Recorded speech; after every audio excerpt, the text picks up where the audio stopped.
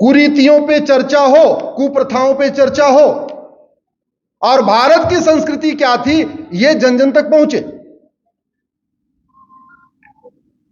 भारत में कई सारी ऐसी कुरीतियां आई जिन्होंने हमारी संस्कृति को छिन्न भिन्न कर दिया। उदाहरण के लिए भारत में कास्ट सिस्टम आ गया। वेद पुराण में, भगवत गीता, रामायण में आप मुझे जाति शब्द दिखाइए कहीं पर।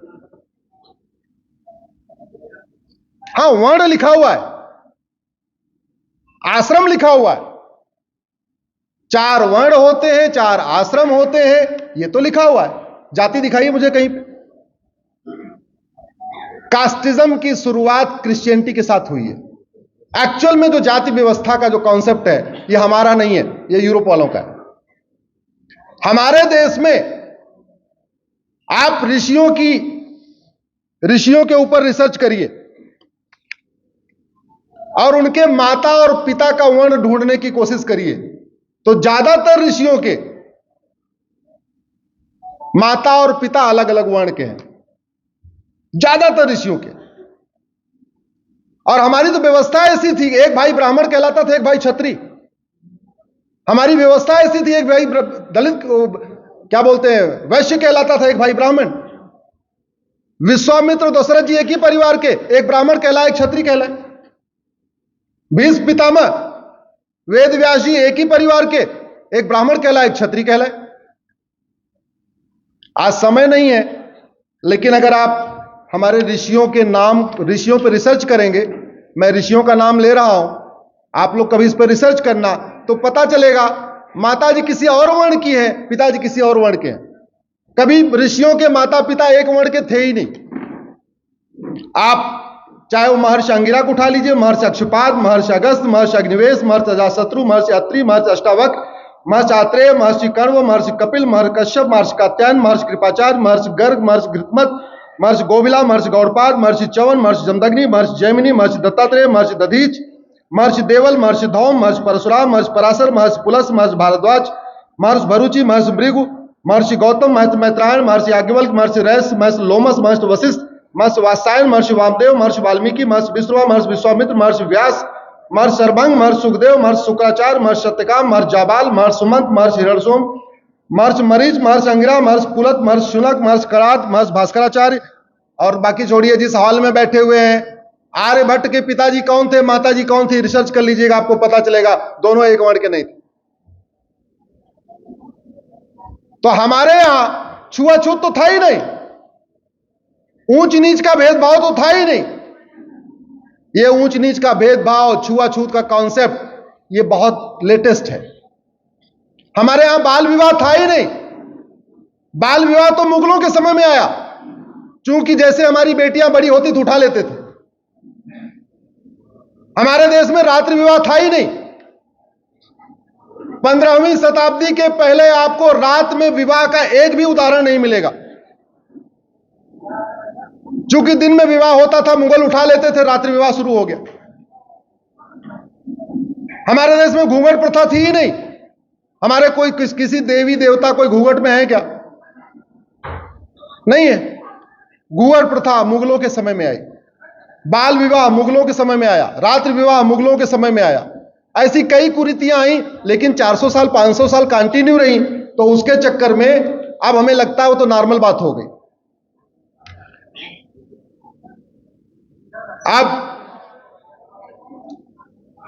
एक बहुत ही विशिष्ट कार्य होने जा रहा है। 22 जनवरी को अयोध्या में 500 वर्ष के लंबे संघर्ष के बाद एक दुनिया का सबसे भव्य मंदिर का निर्माण हो चुका है। उस भव्य मंदिर में भगवान राम की प्राण प्रतिष्ठा होने जा रही है।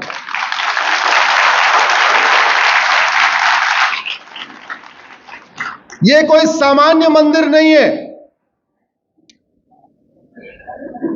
500 वर्षों में लाखों जो हमारे पूर्वज जिन्होंने अपना बलिदान किया उस मंदिर के लिए, दुनिया में कोई एक मंदिर बताइए जिसके लिए लाखों लोगों ने बलिदान किया हो। कोई एक मंदिर बताइए जिसके लिए 500 साल तक संघर्ष चला हो। ये हमारे लिए मंदिर से बहुत आगे है। इसलिए कुछ लोग कहते हैं प्राण प्रतिष्ठा हो रही है, मैं तो कह रहा हूं 22 जनवरी को राम राज्य स्थापना हो रही है।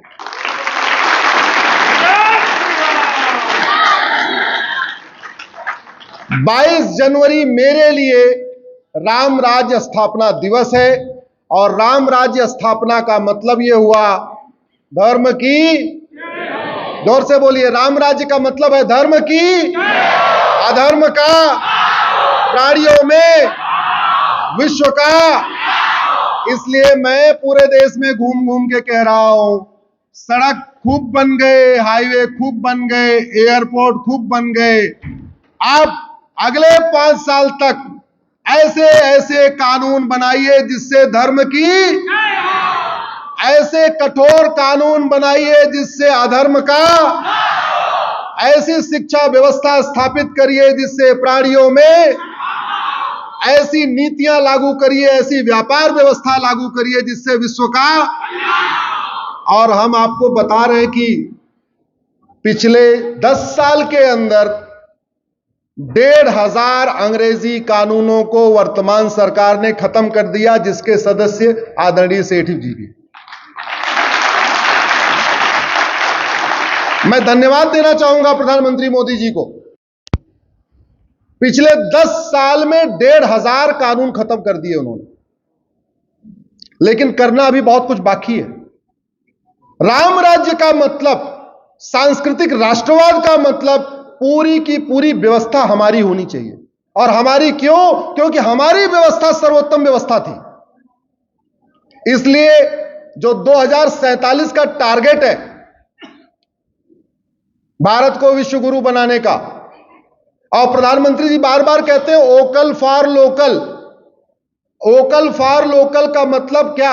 हर जगह वोकल फॉर लोकल। न गुलामी का नाम हो, न गुलामी के निशान हो, न गुलामी की परंपरा हो, न गुलामी की कुरीतियां हो, न गुलामी की कुप्रथाएं हो, न गुलामी की पुलिस व्यवस्था, न गुलामी की न्यायिक व्यवस्था, न गुलामी की प्रशासनिक व्यवस्था। सब कुछ भारत का, सब कुछ भारतीय हो। राम राज्य का मतलब न कोई दुखी, न कोई दरिद्र, न छुआछूत, सब लोग समान। उसके लिए नियम कानून बनाना पड़ेगा, वर्तमान शिक्षा व्यवस्था को बदलना पड़ेगा, वर्तमान न्यायिक व्यवस्था को बदलना पड़ेगा, वर्तमान प्रशासनिक व्यवस्था को भी बदलना पड़ेगा। उस पर भी काम हो रहा है। राम राज्य स्थापित करने के लिए रामायण में लिखा है उत्तरकांड में, नहीं दरिद्र को दुखी नहीं ना, नहीं को अबुध न लक्षण ही ना, कोई दरिद्र नहीं है, कोई दुखी नहीं है। राम राज्य स्थापित करने के लिए सब नर करई परस्पर प्रीति, चलई स्वधर्म निरत श्रुत नीति। सब लोग परस्पर प्रीति करते हैं, और संविधान का प्रियम्बल भी यही कहता है, फ्रेटर्निटी, यूनिटी, नेशनल इंटीग्रेशन। अगर आप रामचरितमानस के उत्तरकांड को पढ़िए और संविधान को पढ़िए तो कई बार तो ऐसा लगता है संविधान में बहुत सारे जो आर्टिकल है उत्तरकांड से लिए गए। हम नहीं पढ़ते, अलग बात है, हम कैम्ब्रिज वाले चश्मे से पढ़ते हैं या ऑक्सफोर्ड वाले चश्मे से पढ़ते हैं, इसलिए हमको समझ में नहीं आता लिया कहां से गया।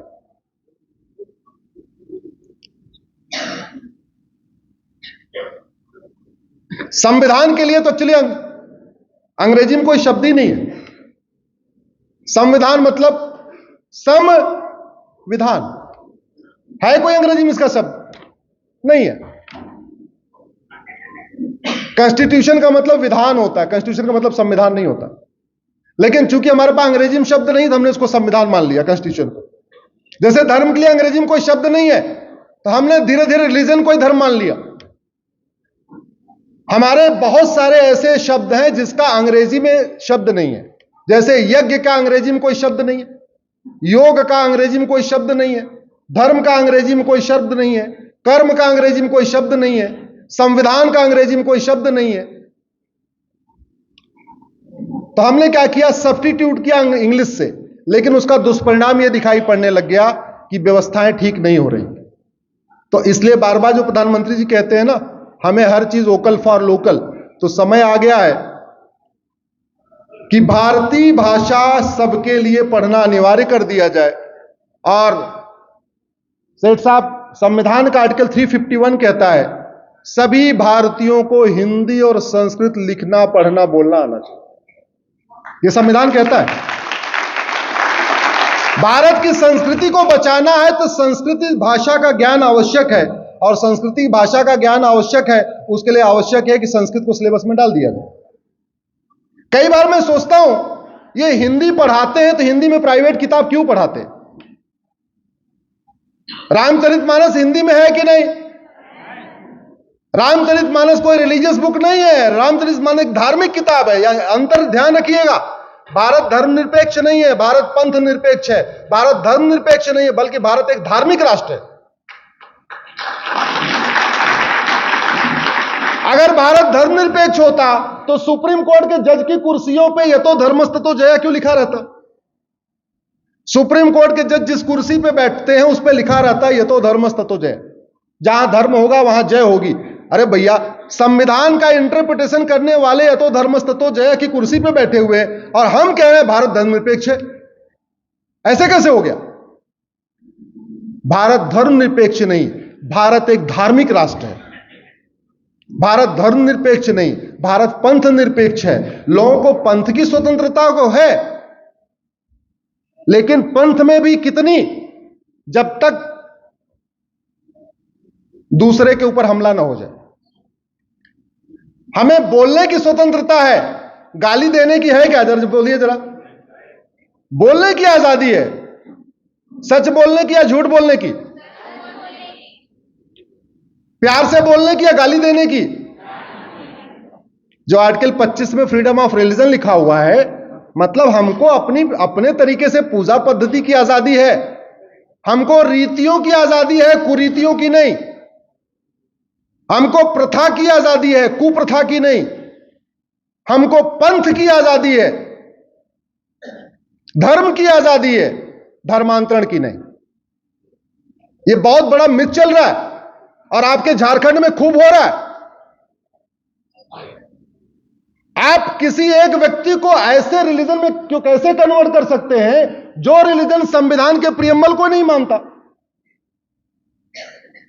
जिस रिलीजन में कन्वर्जन हो रहा है वो इक्वेलिटी को नहीं मानता, वो जस्टिस को नहीं मानता, वो लिबर्टी को नहीं मानता, वो फ्रेटर्निटी को नहीं मानता, वो यूनिटी को नहीं मानता, वो नेशनल इंटीग्रेशन को नहीं मानता, वो वसुधैव कुटुंबकम को नहीं मानता, वो नारी तू नारायणी को नहीं मानता। फिर उस रिलीजन में कन्वर्जन कैसे हो सकता है? भारत में संविधान के अनुसार घर वापसी की इजाजत तो है, लेकिन धर्मांतरण की इजाजत नहीं है। और यह बात मैं पूरी जिम्मेदारी के साथ रांची विश्वविद्यालय के प्रांगण में कह रहा हूं। यह 2024 का मेरा पहला कार्यक्रम है। पिछले साल 2023 में मैं 115 कार्यक्रम हमारा हुए थे। सैटरडे संडे 104 होता है, कार्यक्रम 115 हुए थे। इस बार 2024 में 125 शायद कार्यक्रम होंगे टोटल। मैं पूरी जिम्मेदारी के साथ कह रहा हूं, और रांची की धरती से, भगवान बिरसा मुंडा की धरती से, रांची यूनिवर्सिटी के प्रांगण से, आर्यभट्ट सभागार से यह बात मैं सुप्रीम कोर्ट के जजेस से पूछता हूं। मैं जानता हूं यह मेरा वीडियो सुप्रीम कोर्ट के जज तक जाएगा, हाई कोर्ट के जज इसको देखेंगे कि क्या संविधान ऐसे रिलीजन को परमिट करता है जो इक्वेलिटी को मानता ही नहीं? क्या भारत का संविधान ऐसे रिलीजन को परमिट करता है जो महिला पुरुष को एक समान मानता ही नहीं? क्या भारत का संविधान ऐसे रिलीजन को परमिट करता है जो वसुधैव कुटुंबकम नारी तू नारायणी यत्र नारस्ति पूज्यते रमन्ते तत्र देवता को मानता ही नहीं? इस देश के बुद्धिजीवी, लेखक, बुद्धिजीवी, पत्रकार, कलमकार, नेता, अभिनेता, हाई कोर्ट के जज, सुप्रीम कोर्ट के जज इस पे गंभीरता के साथ चिंतन करें। यह संविधान भारत का है या अमेरिका यूरोप का? जोर से बोलिए जरा। जब यह भारत का संविधान है तो भारतीय संस्कृति को मजबूत करेगा या विदेशी संस्कृति को मजबूत करेगा? अब भारत की संस्कृति है नारी तू नारायणी, भारत की संस्कृति है यत्र नारस्ति पूज्यते रमन्ते तत्र देवता। तो जो रिलीजन नारी तू नारायणी को मानता ही नहीं, महिला को पूजनीय मानता ही नहीं। पूजनीय तो छोड़ो, महिला को बराबर भी नहीं मानता। क्या उस रिलीजन को भारत में कन्वर्जन की इजाजत दी जा सकती है क्या? यह इस पे चिंतन होना चाहिए, इस पे गंभीरता के साथ संसद में चिंतन होना चाहिए। भारत का संविधान धर्म पालन का अधिकार देता है, धर्मांतरण का नहीं। भारत का संविधान रीतियों को फॉलो करने का राइट देता है, कुरीतियों को नहीं। भारत का संविधान प्रथा को पालन करने का अधिकार देता है, कुप्रथा को नहीं। और जब आपको रीति कुरीति को समझना है, प्रथा कुप्रथा को समझना है, तो आपको इसको भारत के चश्मे से पढ़ना पड़ेगा, कैम्ब्रिज, ऑक्सफोर्ड या किसी और देश के चश्मे से नहीं। आशा करता हूं कि आप लोग इस बात से सहमत होंगे। मैं आप लोगों से आग्रह करूंगा, सारे युवा बैठे हैं, सोशल मीडिया पे आप फेसबुक पे अपने फ्रेंड बढ़ाइए। मैं फेसबुक का नाम क्यों ले रहा हूं? क्योंकि ट्विटर पे आपको लोग कितने लोग आपको फॉलो करेंगे आपके हाथ में नहीं है, लेकिन फेसबुक पे फ्रेंड बढ़ाना आपके हाथ में है। फेसबुक का उपयोग अपने जैसे सेल्फी वेल्फी के लिए करते हैं वो करते रहिए, लेकिन फेसबुक का उपयोग राष्ट्रवाद के विषयों पे चर्चा करने के लिए बढ़ाइए। फेसबुक पे सवाल लिखना शुरू करिए। फेसबुक पे समस्या, मूल कारण, अस्थायी समाधान लिखना शुरू करें। जिस दिन आप लोग पूरी तरीके से आधे पौने घंटे पर डे इस काम पे लगाना शुरू कर देंगे, सही चीजों को लिखना शुरू कर देंगे, मैं गारंटी के साथ कहता हूं 2047 में नहीं 2037 में ही भारत में राम राज्य आ जाए।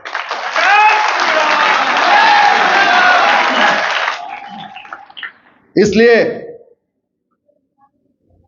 मैं आप लोगों से आगे कुछ बोलूंगा, पीछे आप लोग जोरदार बोलिए, अब की बार 400 पार।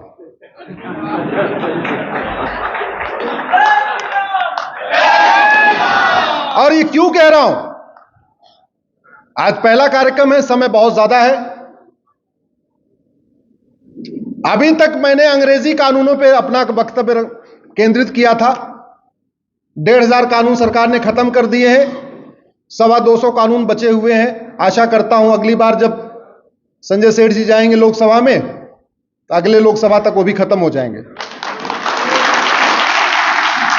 लेकिन अब मैंने अंग्रेजी कानूनों को छोड़ दिया। अब मैंने 50 कांग्रेसी कानूनों की लिस्ट बनाई है। क्यों? क्योंकि जितना महापाप अंग्रेजों ने कानून बना बना के किया था, उससे बड़ा महापाप कांग्रेस ने किया है। नेहरू जी ने भी किया है, इंदिरा ने भी किया है, राजीव गांधी ने भी किया है, नरसिम्हा राव ने किया है और मनमोहन सिंह ने भी किया। जाति का जहर घोलने के लिए, भाषा का जहर घोलने के लिए, क्षेत्र का जहर घोलने के लिए, अगड़े पिछड़े के आधार पर बांटने के लिए, हिंदू मुसलमान को बांटने के लिए एक नहीं 50 कानून बनाए। तो 50 कानूनों के कार्यक्रम आज भी शाम को मैं जमशेदपुर से शुरू करूंगा। सबसे पहले मैं नेहरू जी के 5 कानूनों की बात करूंगा। कल धनबाद IIT में इंदिरा जी के 5 कानूनों की बात करूंगा। स्वामी जी बैठे हुए हैं।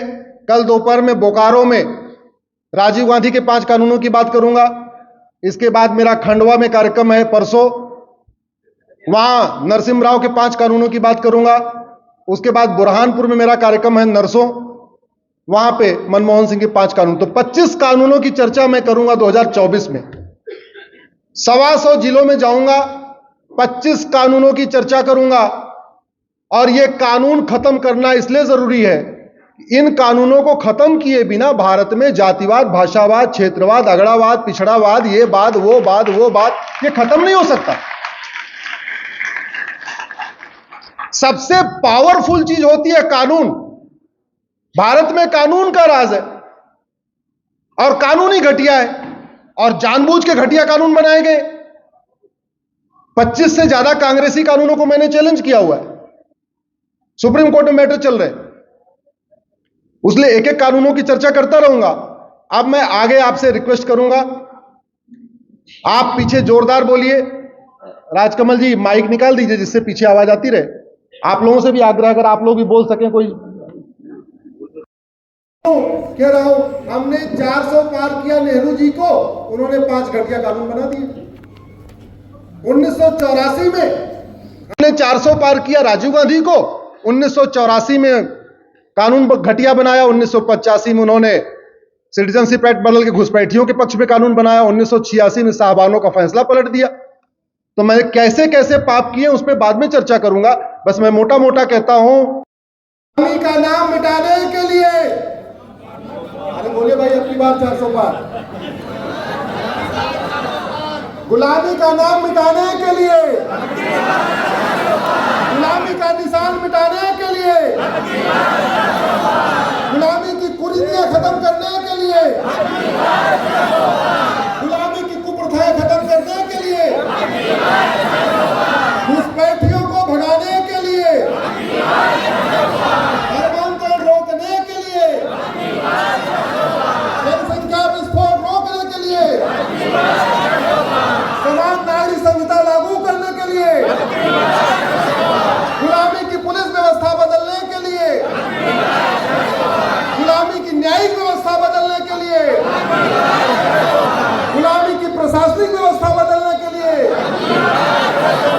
एक भारत श्रेष्ठ भारत बनाने के लिए, भारत को विश्व गुरु बनाने के लिए, भारत में राम राज्य स्थापित करने के लिए, बोले भारत माता की, भारत माता की, भारत माता की, जय श्री राम, जय श्री राम, जय श्री राम, राधे श्याम, राधे श्याम, राधे श्याम, राधे श्याम इसलिए कह रहा हूं, राम मंदिर के बाद मथुरा मुक्त कराना है।